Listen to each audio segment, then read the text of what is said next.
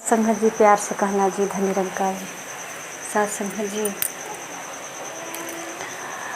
महापुरुष उदाहरण देते हैं कि बड़े भाग्य मानुष तन पावा, सुर दुर्लभ सदी ग्रंथ ही गावा। सात संगत जी, जब ये मनुष्य का जन्म इतनी भाग्य से मिला है तो कुछ तो खास होगा, कुछ तो इस जीवन में होगा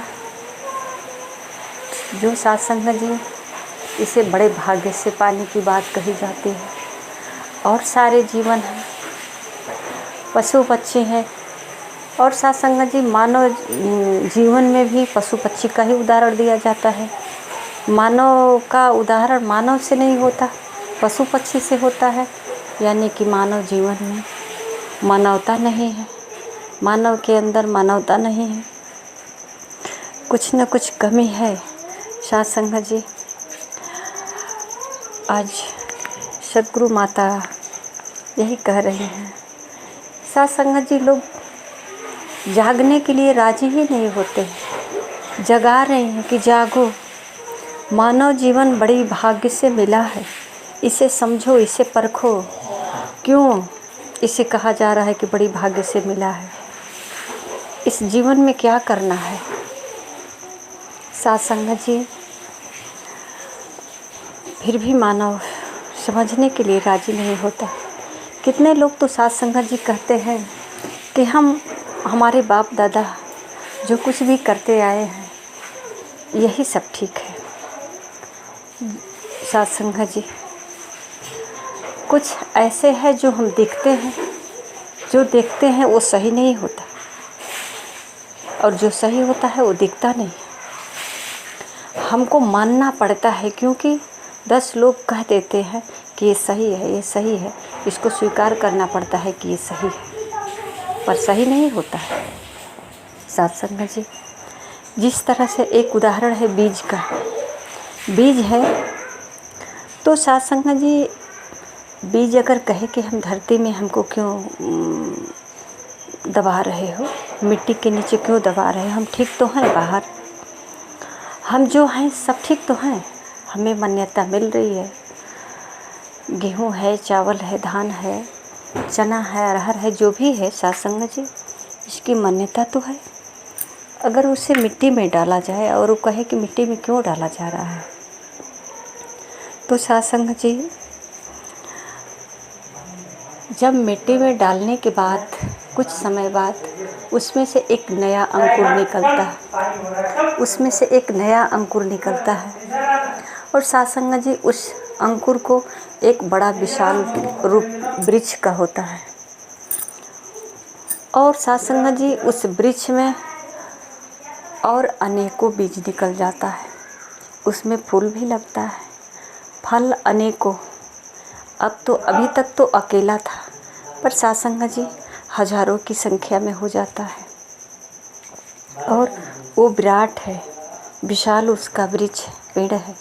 सात संगत जी, इसी प्रकार मानव भी है, मानव ये परमात्मा का रूप है, ये भी विशाल विराट हो सकता है। इसीलिए कहा जाता है कि बड़े भाग्य मानुष तन पावा। पर सात संगत जी, ये राजी ही नहीं होता समर्पण करने के लिए।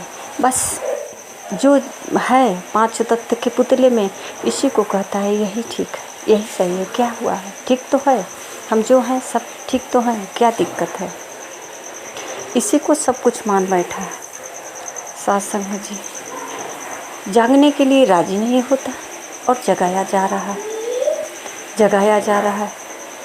सात संगत जी, आज निरंकारी माता सुदीक्षा जी महाराज ब्रह्म ज्ञान दे कर के 5 प्रण संकल्प गाते हैं, जिसमें एक प्रण होता है सात संगत जी कि ये तन मन धन परमात्मा का है, इसे स्वीकार कर लो। सात संगत जी, जो तन मन धन परमात्मा का स्वीकार कर लेता है वही होता है जैसे एक बीज को मिट्टी में डाला जा रहा है।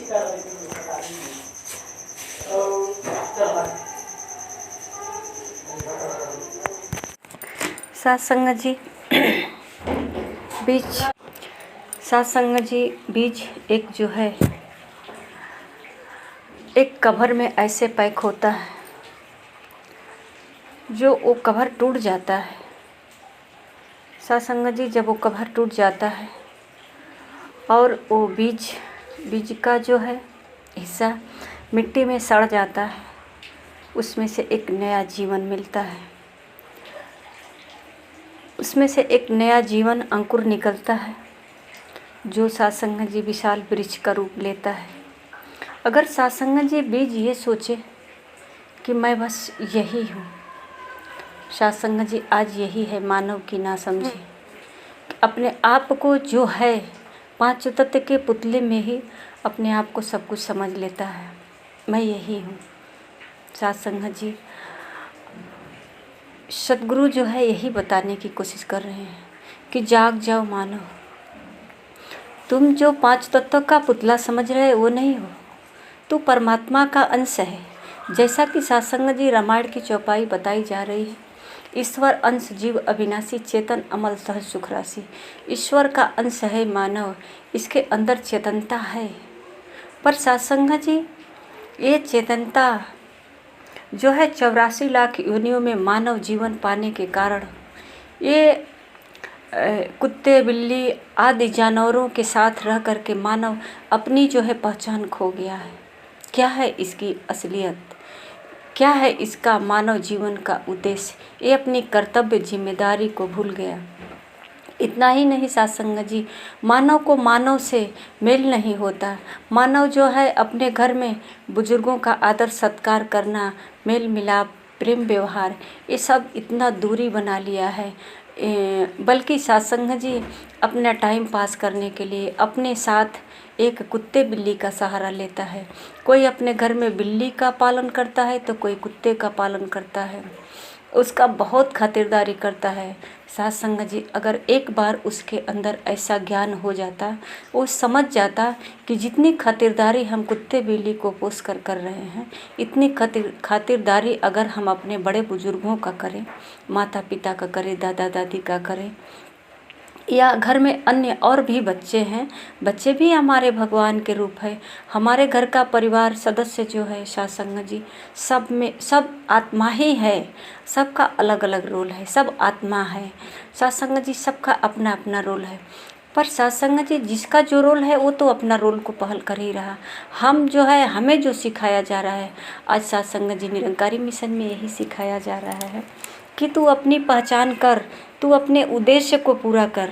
तू मानव रूप में आया है, तू परमात्मा है, परमात्मा का अंश है। तू आत्मा के रूप में आज पांच तत्व में है, तू विशाल रूप अनंत रूप में प्रकट हो सकता है।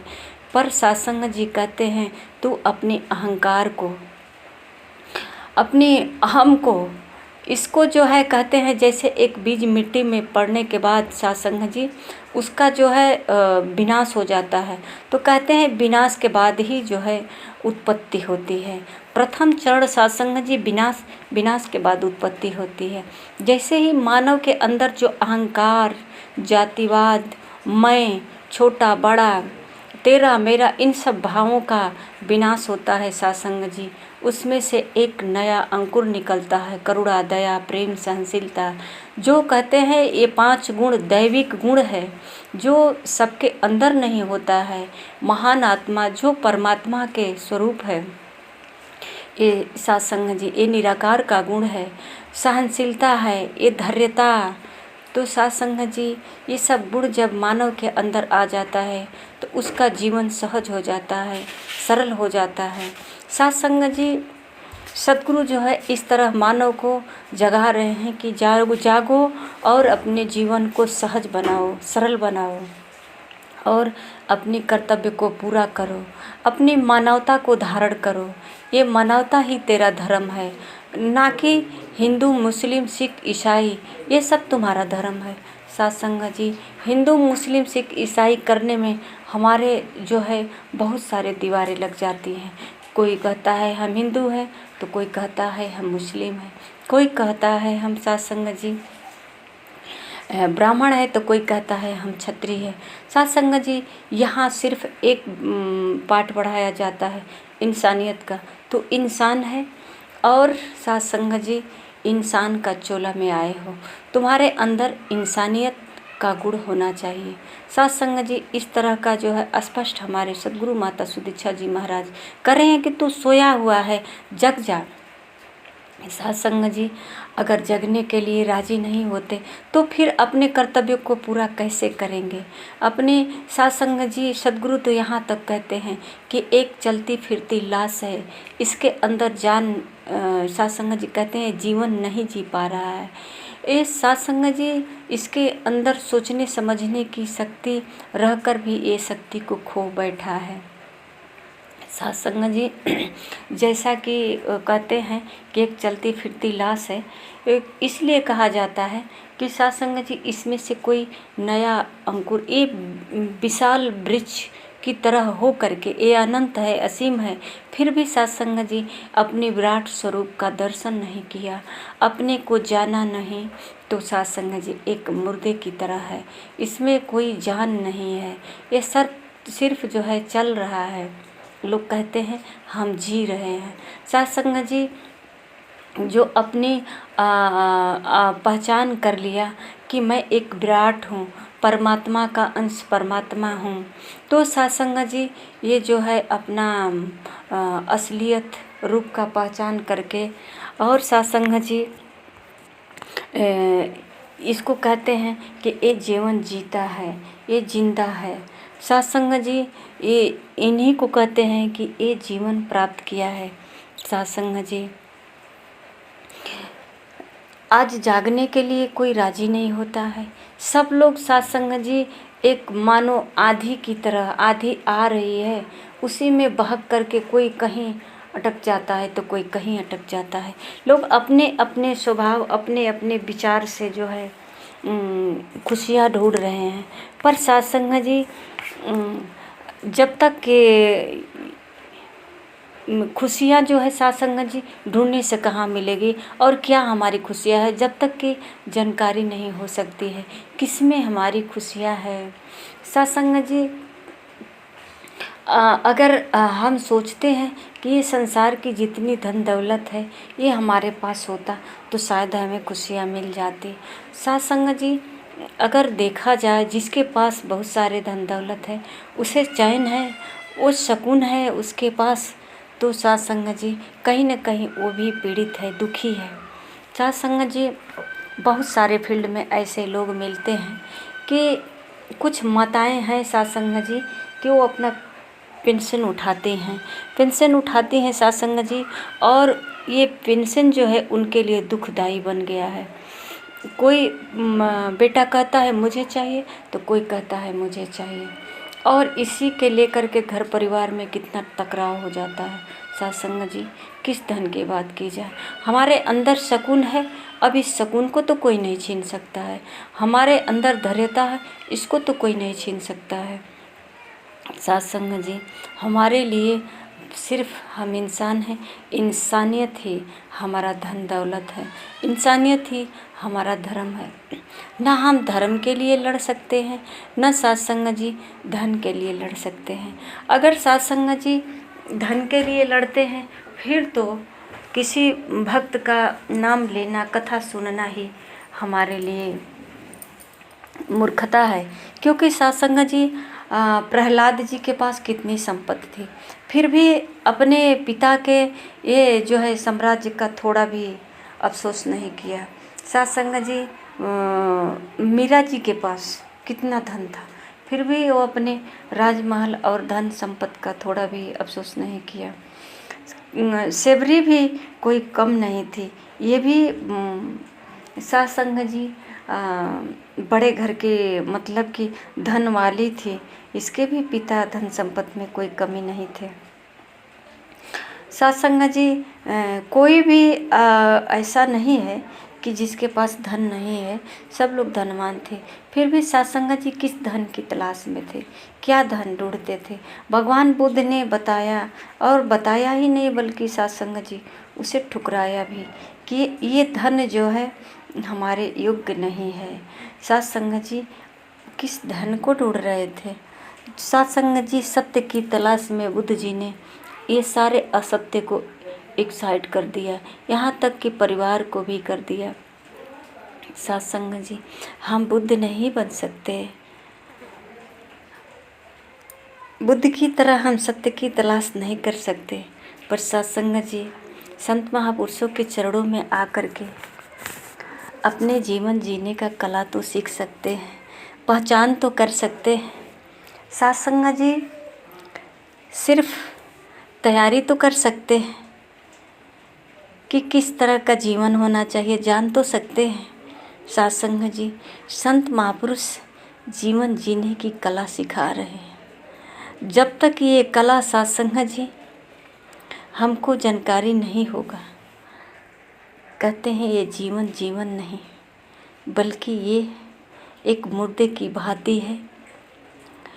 और सत्संग जी खाना पीना सो जाना, धन कमाना, ये मानव का लक्ष्य नहीं। मानव का लक्ष्य अपनी मानवता को धारण करना, और मानवता तब भी धारण कर सकते हैं जब सत्संग जी अपने आप को पहचान करेंगे।